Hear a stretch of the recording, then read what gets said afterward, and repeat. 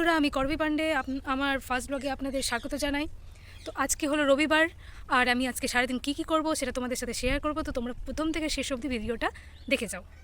Hello বন্ধুরা, আমি ঘুম থেকে উঠলাম এখন। আমার খুব জল পিপাসা পেয়েছি, কিন্তু এত কুড়ামি লাগছে যে আমি ভাবছি যে জলটা খাবো কি খাবো না, কিন্তু শেষমেশ ভাবলাম থাক ঘুমিয়েই যাই, তারপরে তো উঠতে তো হবে। উঠলে বিছানাটার অবস্থা দেখতেই পাচ্ছ কতটা খারাপ হয়ে আছে। এখন আমি এটাকে গুছাবো। তো বিছানার মধ্যে যা যা আছে সবই আছে আমার বিছানার মধ্যে, সবই ক্লিন করতে হবে। এবার বালিশগুলোকে সাইডে সরিয়ে নিলাম, চাদরগুলোকেও তাড়াতাড়ি সরিয়ে নিলাম, আর হেডফোন যা ছিল তার সাইডে সরিয়ে দিলাম।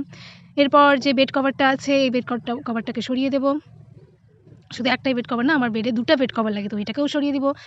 এরপর একটা ঝাঁটা নিয়ে ভালো করে ঝাড় দিয়ে দিলাম, ভালো করে ক্লিন করে নিলাম যেখানে যেখানে ঝুলছিল। এরপর ভালো দেখে একটা চাদর পেতে দিলাম। তো এখানে ভালো করে এটাকে সেট করে নিচ্ছি, যদিও আমি অতটা ভালো করে সেট করতে পারি না, তাও আমি চেষ্টা করছি যতটা সম্ভব ঠিক করার। আর শেষের যেটা লুক আসবে সেটাও আমি দেখাবো। তো এখানে বালিশগুলোকে বিছানার মধ্যে রেখে নিলাম, আর তারপরে এখানে চাদরগুলো যা যা ছিল, ব্ল্যাঙ্কেট ছিল, আমি এগুলোকে ভাঁজ করে নিচ্ছি, ভাঁজ করে করে রেখে দিলাম। এরপরে দেখেন এই লুকটা কেমন এসেছে।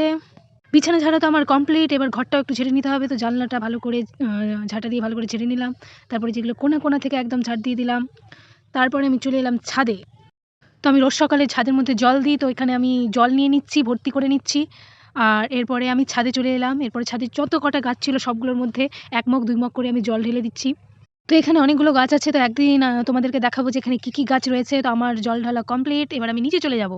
থেকে উপরে এসে দেখছি যে বাবা এখানে বেল কাটছে। তো এই বেলটা হলো কাঁচা বেল, আর এখানে দেখতে পাচ্ছেন এখানে বাবার কাটা হয়ে গেছে। এই বেলটা দিয়ে মোরব্বা তৈরি হবে, তো এই মোরব্বা তৈরি করব নিচে গিয়ে। তো দেখেন তার আগে আমি স্নান করে চলে এলাম, তারপরে আমি রান্নাঘরে চলে গেলাম। রান্নাঘরে দেখেন আমি বেলটাকে ভালো করে ধুয়ে নেব। 2-3 বার ধোয়ার পর এটাকে তারপরে একটা পরিষ্কার জলে এটাকে অনেকক্ষণ ধরে চুবিয়ে রাখবো। তো এখানে আমি চুবিয়ে রাখার জন্য বেলটাকে আমি দিয়ে দিলাম। তারপর এখানে আঁচে বসিয়ে দিয়েছি কড়াই, তারপরে কড়াইয়ের মধ্যে জল দিয়ে দিয়েছি। জলের মধ্যে এবার বেলগুলোকে দিয়ে দেবো, আর বেলগুলোতে এখানে জল কম হয়ে গেছে, তো জলটা আরও দিয়ে দিলাম। আর এখানে কালার আনার জন্য কিছুটা হলুদ আর একটু সামান্য নুন দিব। তারপরে বেলটাকে ঢেকে রেখে দিব যতক্ষণ না সেদ্ধ হয়ে যাচ্ছে। তো দেখেন এখানে সেদ্ধ হয়ে গেছে, তো জল থেকে ছেঁকে আমি এটাকে বাসনে তুলে রাখবো। আর এটা আমি এখন করব না, এটা এখন আমি এখন বাইরে বেরোবো। তো বাড়িতে এসে তারপরে এই মোরব্বাটা বানাবো, তো আপনাদের ফুল রেসিপিটা আমি দেখাবো। তো এইটাকে আমি জাস্ট এখন ঢাকা দিয়ে রেখে দেবো।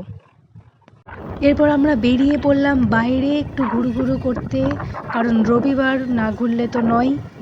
তো সেরকম কোথাও না, আমরা ব্রিজে ঘুরতে গেছিলাম, তো জাস্ট ঘুরে আমরা চলে এসেছি। তো এত সুন্দর লাগে এই ব্রিজটাতে ঘুরতে, খুব সুন্দর যাত্রা অনুভব করছিলাম। তো খুবই ভালো লাগলো, তো আপনারা দেখতেই পাচ্ছেন। তো এরপর বাড়ি চলে যাব। তো এরপর আমরা বাড়ি চলে এসেছি। বাড়ি এসে চা আর ডিম টোস্ট উপভোগ করলাম। শীতের বিকেলে চা আর ডিম টোস্ট বেশ ভালোই লাগে। তো রবিবারের রাত চিকেন না হলে হয় না, তো এখানে আমি রাত্রেবেলা দেখেন চিকেন কষা বসিয়ে দিয়েছি, তো প্রায় হয়ে গেছে।